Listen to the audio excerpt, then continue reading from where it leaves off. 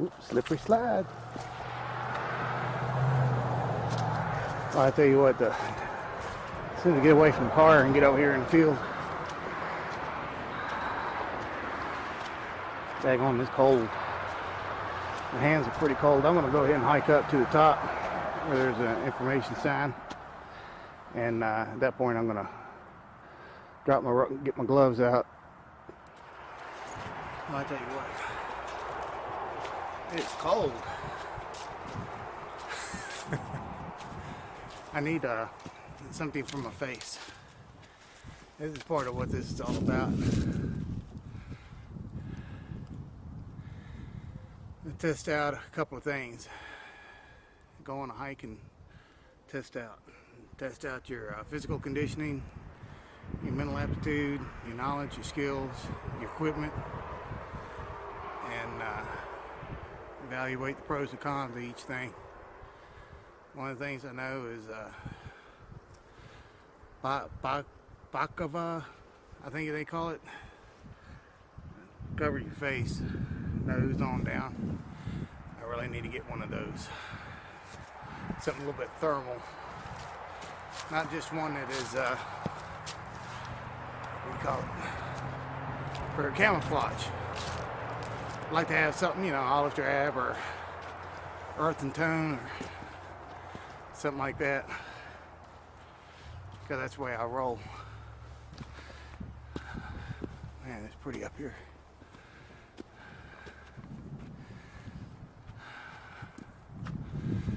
Ah, man. Beautiful.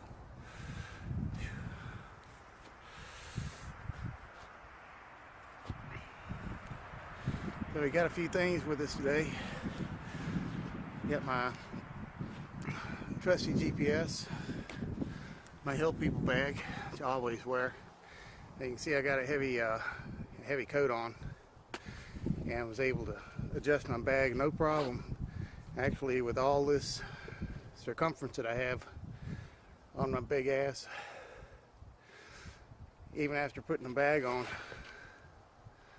I still needed to cinch it up a little bit. Let's take a look.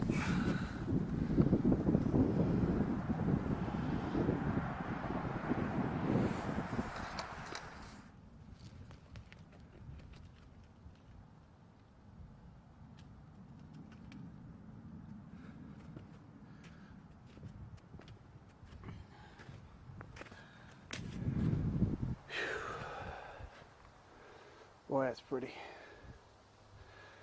Yeah, buddy.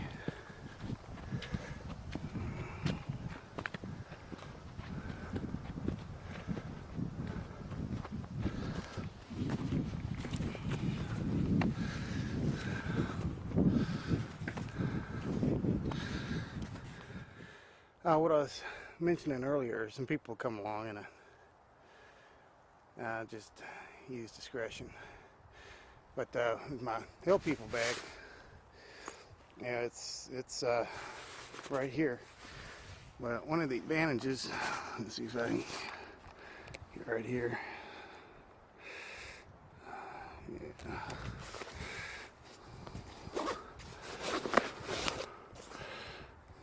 So there you go. Ready for just about anything.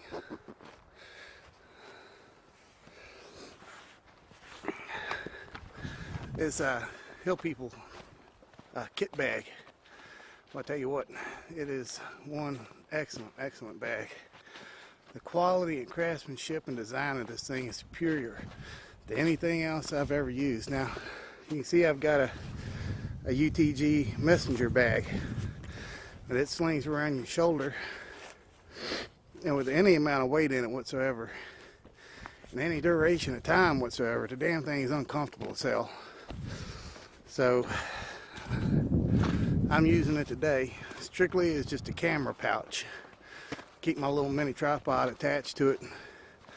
I can just close the LCD, dump it in the pouch, and just pull it straight out of the pouch. And I've got a cool little camera pouch But as far as my firearm goes, I keep that with me at all times, and I like to have it conveniently ready for access. Now, if you're wearing something like a hip holster, it's very uncomfortable on a long hike, a real movement. You know, for a CQB, kicking indoors and clearing rooms, that's one thing. But in the field, a hip holster is worthless. A hip holster is no good because, as you can see, with this USMC ILBE bag, you ain't gonna have nowhere to put anything on your hip. Your absolute best option is chest. But you don't want a chest rig with the, Serpa holster and all that shit. In the civilian world, I want to try to prevent from alarming everyone we meet. They have no idea that I've got a gun, and unless I need to use it, I just assume we keep it that way. So that's my views on that. But I got the runner's bag, mostly because it's low profile, and all I really wanted it for was just to keep my gun in. I can keep a little flashlight and some index cards and a pencil, and that's about it. That's all I wanted to do with it. Primarily wanted to be able to carry my weapon with me. But I chose it for low profile because it is low profile, and try not to slip on any of the slush. And what that translates into is 24/7 wearability. So if I strip down, climb in the bag, I see something orange up there. What the hell? There's some people. If I strip down and climb in the bag, I can put my chest pouch on and roll around in the sleeping bag, or if I've got my bag in a hammock, I can do that. Toss and turn all night. I won't have nothing jabbing me in the hips or the side or anything else. It's very comfortable, very practical.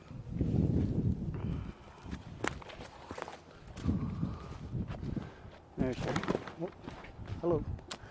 There's our signboard. Go check out. Let's go.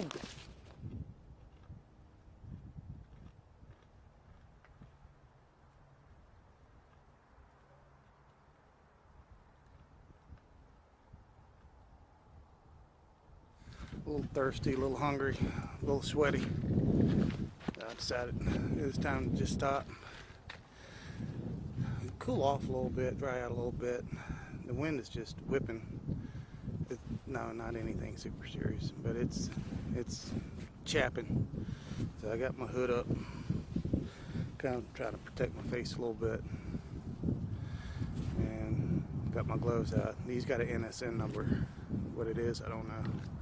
Good gloves. Not for super cold. Good gloves for this cold. Take a look how this leaf is blowing around. And it kind of gives you a little bit of an idea. Just a constant breeze going on up here. We're right on the ridge top. I mean, right up here is where the ridge top is at. You know, you're gonna catch some breeze. And the thing about it is be prepared well enough, you don't freeze your bag ass off. Now I still got my blue jeans on. My legs are getting a little bit cold, but in my ruck, I've got for thermal bottoms, got a pair of sweatpants. Now you don't have to run out and spend high dollar on major name brand gear just to be comfortable in the woods. And this coat, a hell of a nice coat, and it's a nice earthen color. This is a Walls coat, $50, very warm. And I'm just wearing a regular shirt underneath. And I've still got my Poly Pro top in the ruck in case I need it later. in case I need it later. My legs are starting to get a little cold. I get up here to this shelter. Well, that's the objective anyway. Go up here to the shelter and chill a little bit and then head back. But get up here to the shelter, I think I'm gonna put on my sweatpants and keep my bottom half from getting chilled. And, you know, they say, you always heard your parents say, don't be going out in the cold, you'll get sick. Or is there any truth to it? Well, after 45 years being on this planet, I'm gonna have to say there is a lot of truth to that. You get a chill and you increase your chances of getting sick considerably. So probably the best medicine to keep from getting sick is to keep from getting chilled. Now, how do we do that while we're hiking, humping the woods, running the trail? We keep a comfortable pace. Like today, my objective is a little shelter. Well, if I watch my time and I start running out of time, I'm going to turn around and go back to the vehicle and head home instead of worrying about my objective. Instead of trying to hurry up and get to my objective in a certain time frame, which might make me a little bit faster paced, make me run a little bit quicker, and then I'm going to exert more body heat. I'm going to get hot under my coat. I'm going to have trouble regulating my body heat because now I'm hard humping, trying to get to where I'm going. Get a little sweaty. Bam! There it is. Sweat is no good in the wintertime. So your best bet, instead of getting all excited and trying to go as fast as you can, go to the relaxed pace where you don't break out a big sweat. And in the long run, it's going to keep you from getting chilled. Man, I tell you what, when the sun goes down, it's going to get cold up here on this mountain. We're on Catawba Mountain. It's going to get cold as hell up here. And the last thing you want is no sleeping bag and be all hot and sweaty, no flashlight, can't see where you're going, or even if you can see where you're going, it's going to get cold as hell. I wouldn't want to be up here in this temperature, which I wish I could report, but I left my thermometer at the house like an idiot. I wanted to bring that so I could see what the temperature difference was up here. So at any rate, that's not a good place to be. So always conserve your energy so you're not expending too much energy and you're not building up too much body heat. Layer your clothes so you can add and remove layers. Well, not only that, but the best insulation in the world is air. And when you layer your clothes, you've got a pocket of air trapped in between the layers. And that air gets warm and it helps hold body heat in and keeps cold away. So I'm not much on getting one hell of a big heavy coat. I'm more on getting something, like this, and having a sweat top and a hoodie and a Polypro top. I can put those on and layer up and stay warm all the way down to 0 degrees. And as it warms up, I can strip off a layer at a time and still keep my coat. I can go all the way to my t-shirt. It really depends. But like I was saying, if you're thirsty, drink. In the wintertime, you still need to take in fluids. So take them in. That doesn't mean you need to force drink. You don't need to load up on H2O. And if you're a little bit hungry, go ahead and eat a little something. And give you some sustained energy for your trek. If you're hot, if you get hot, stop, cool off, put your layers back on, and then continue on at a relaxed pace. See, the first part of this climb was just about all uphill. Now I'm pretty much on a downhill trek, and this isn't quite as demanding. So since I'm not utilizing quite as much physical effort, my legs is really starting to get chilly now. I may stop and put my sweats on before I ever get to the shelter. And just use your best judgment. If you screw up, you're the one that's going to pay for it.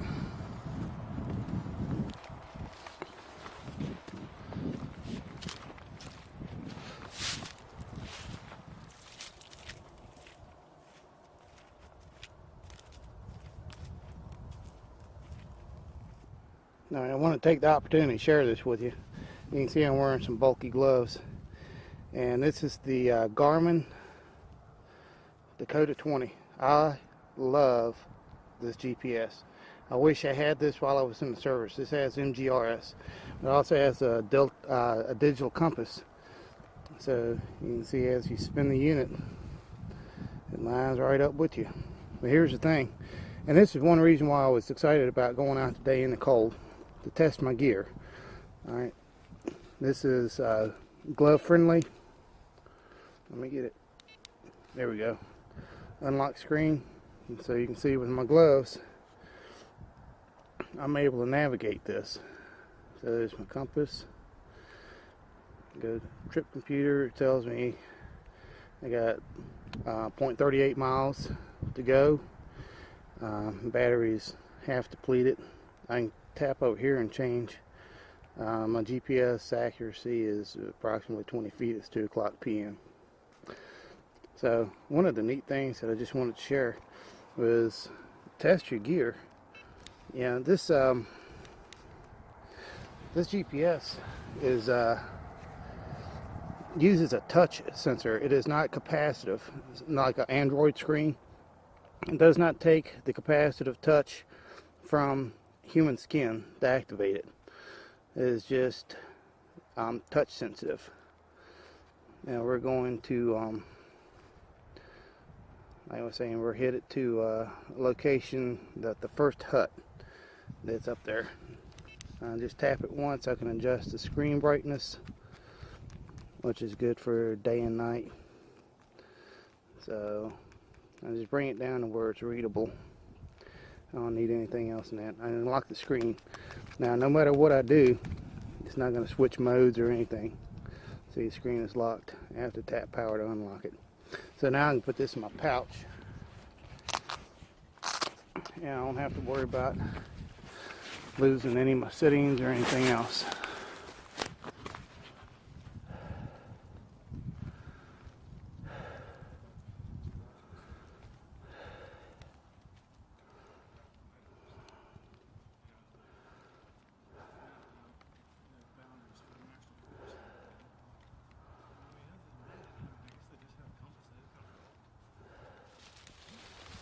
So we're rucked back, just chilling out, cooling off and resting a minute.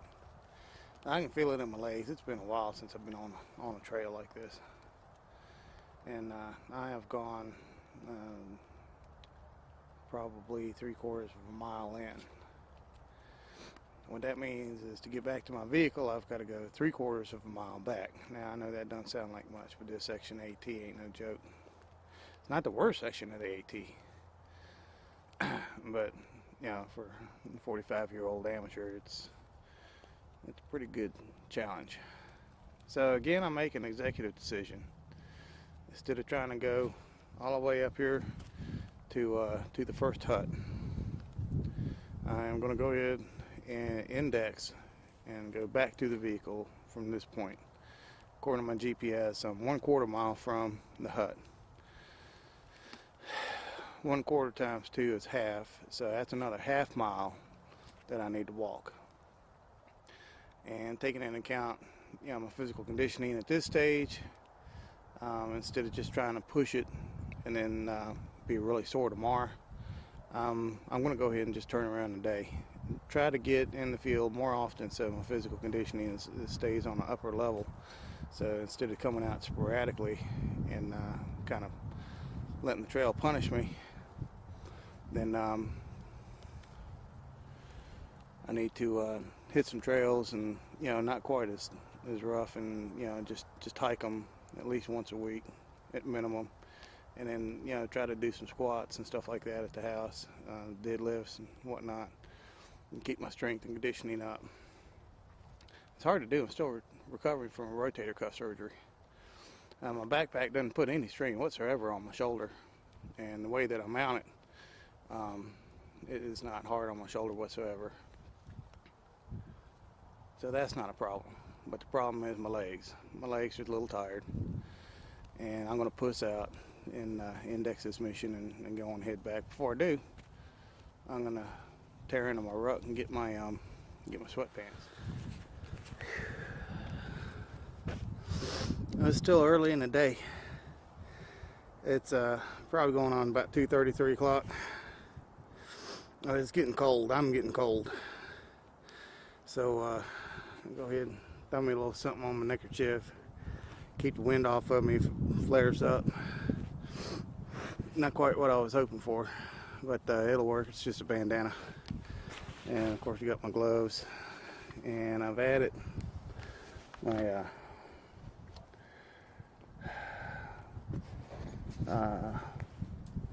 sweatpants. These are pretty thick sweatpants. So, man, I can tell a big difference right now. My legs are not the least bit cold.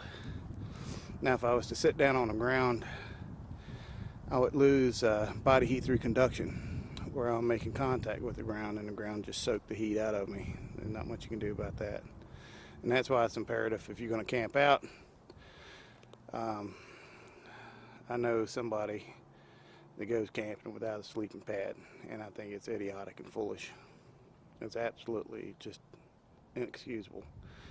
But in the wintertime especially, if you're going camping, I don't care what kind of bag you got or what kind of bivvy you got, take you a sleeping pad to insulate yourself from the ground so you don't lose body heat through conduction, because even though you might have a sleeping bag, you can still lose body heat through conduction. We're on our return trip, and I'm going to take my time now. A lot of this, see, shit, I had it easy just a minute ago. I was coming downhill, and now a lot of it is going uphill. So I want to be careful not to break a big sweat, even though I'm close to my vehicle. And you don't want to break discipline. You want to do what you're supposed to do. Keep in practice doing that. My legs are a little spent. Alright, well, my hat's doing just fine. Yeah, it's keeping my head warm, but my ears are cold as hell. So on my list, not only the face thing to protect my face, I'd like to have something with a nose hole so my exhaust can go out and not fog up my glasses. That's a big consideration.